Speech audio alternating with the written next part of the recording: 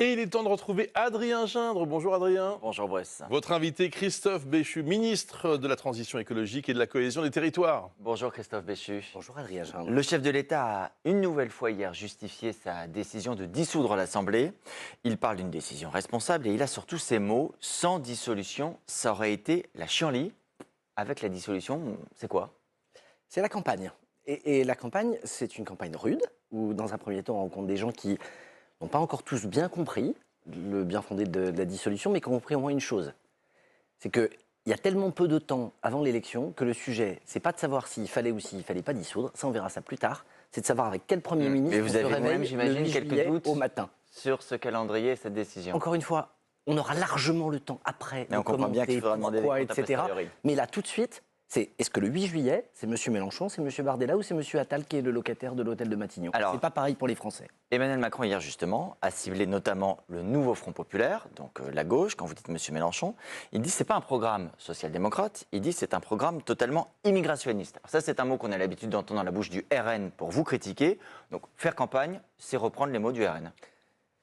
Vous savez, à force de considérer qu'il y aurait des précarés, des sujets dont certains auraient le droit de parler et pas d'autres, je ne pense pas qu'on aide à résoudre une partie des problèmes de ce pays. Moi, je vais dire ce qui m'a choqué dans ce programme de la NUPES 2.0. D'abord, c'est quasiment rien sur l'écologie. Vous vous rendez compte que, quand même, chacun des leaders de ce cartel électoral pouvait mettre en avant deux mesures. Qu'est-ce que la leader des soi-disant écologistes a mis en avant? L'abrogation des retraites et l'augmentation de la fiscalité. Il n'y a rien sur le nucléaire.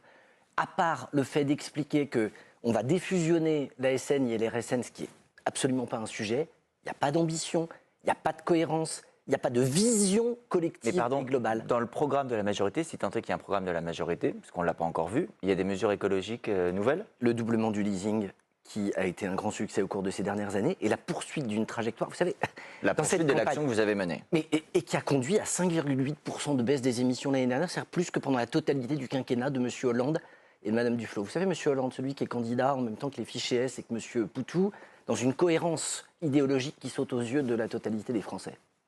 Oui, ça c'est une manière de un peu noyer le poisson. Vous n'avez pas tout à fait répondu à ma question qui était de savoir si employer les mots du RN, immigrationniste, c'était la bonne manière de faire campagne. Parce que là, vous me répondez sur le fond. On peut se dire on fait campagne sur le fond sans pour autant reprendre les mots du RN. Non, ce que je peux vous dire, c'est qu'on peut faire campagne sur le fond en regardant quand même, avec effroi et sidération, un programme qui est en décalage absolu avec la situation que vit notre pays. Dire que sur le sujet de l'immigration, on peut tous avoir des positions diverses, mais on sent qu'il y a partout en Europe des inquiétudes, des tensions. La seule mesure proposée par les amis de M. Mélenchon, c'est en substance de dire qu'on va revenir sur la loi asile et immigration et qu'on va créer un statut de réfugié climatique.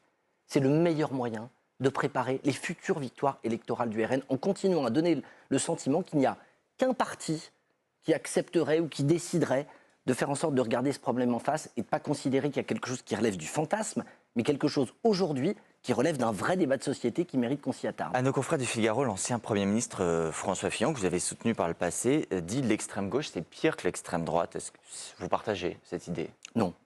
Je considère qu'il y a des dangers égaux de l'extrême gauche et de l'extrême droite, et je le dis avec de la tristesse, mais de la gravité, parce qu'encore une fois, au cours de ces derniers mois, sans y être poussé par personne, M. Mélenchon, qui est le leader moral de cette union, celui qui a le plus de circonscriptions, celui qui a purgé des gens de son propre parti pour être certain que le jour venu, c'est bien lui qui serait désigné pour être le candidat principal. Ils ont décidé de faire des clins d'œil antisémites. Ils considèrent que la police tue et non pas protège. On a une glissade dans les mots qui traduit une glissade idéologique qui est extrêmement dangereuse. Mais je n'irai pas jusqu'à dire que l'extrême gauche est plus dangereuse que l'extrême droite. Je mets un signe égal en termes de danger entre les deux. Ça veut dire qu'en cas de second tour, entre le Rassemblement national et le nouveau Front populaire, vous serez de ceux qui dites pas de consignes, on les renvoie dos à dos et il n'y en a pas un qui est moins pire que l'autre? Moi, je vais vous dire, je fais campagne. J'étais hier en Haute-Savoie, je serai dans les Bouches-du-Rhône aujourd'hui, je serai demain en Eure-et-Loire avec un objectif: éliminer un des extrêmes au premier tour et le deuxième au deuxième tour.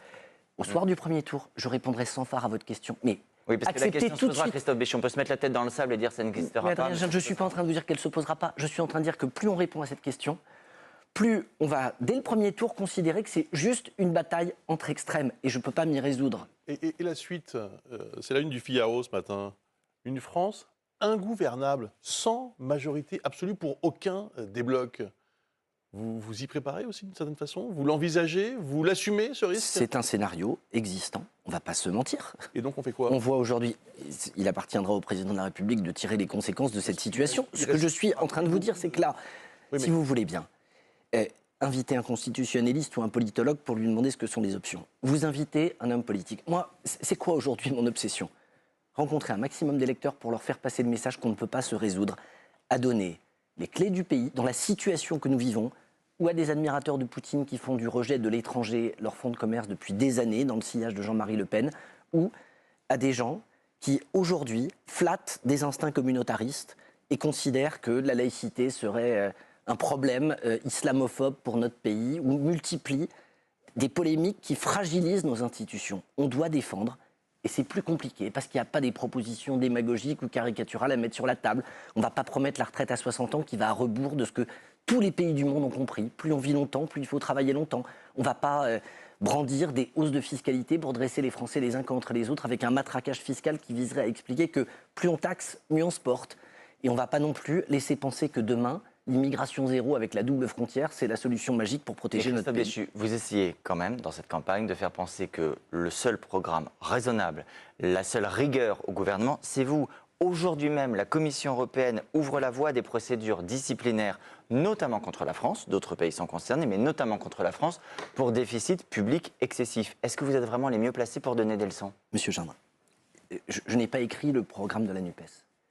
Rien n'obligeait les leaders de gauche à partir sur un choc et sur un matraquage fiscal à tous les étages qui consiste à dire si vous gagnez Mais plus vous avez de 4 participé 000 à l'action euros, gouvernementale nous y qui est allons. durement jugée par Rien ne Bruxelles. les obligeait à expliquer qu'on allait supprimer les héritages trop importants, etc. C'est pas moi qui ai fait leur programme. Si leur programme n'est pas raisonnable, c'est quand même pas de la Mais faute c'est de la vous qui majorité. participez à l'action gouvernementale Est-ce que française. la majorité a tout fait? Mais bien sûr que non.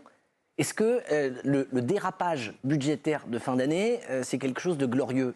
Bien sûr que non. Corriger le tir, faire en sorte effectivement de regarder en face la réalité d'un problème que celui de la dépense publique, ça n'est pas un débat qu'on peut éluder. De ce point de vue, le président a une cohérence. Quand il dit on va vers des temps difficiles, on ne peut pas, avec seulement une majorité relative, prendre les décisions dont le pays a besoin. Et donc, je vais chercher une légitimation auprès des électeurs. Bien. Ça correspond à la logique. Une toute dernière question. La fiche de campagne de la majorité sortante, on va la voir, c'est Gabriel Attal qui est en photo.